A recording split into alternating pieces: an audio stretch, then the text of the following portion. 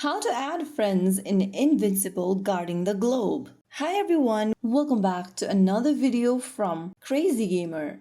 If you are trying to figure out how to connect with other players in Invincible guarding the globe, then adding friends in the game is actually pretty simple. First of all, launch open the Invincible guarding the globe game until you reach the main lobby screen. Once you're inside the home page or the lobby screen, go to the right hand side corner and tap on the Friends tab. In the Friends tab, you can go ahead and search for a friend or add some friends from the suggested list. To add from the suggested list, go ahead and select the friend you want to add and press on the plus icon right next to their name. Repeat this step for every other addition you would like to make. And another way to add friends is to go to the top right corner and tap on this plus icon. Enter your friend's ID in the text box appearing on the page. Just make sure to write down the friend's ID correctly and you'll be able to search for the player. Then you can send them the friend request. After typing down your friend's ID, click on the Send Friend Request button and you'll be able to add someone.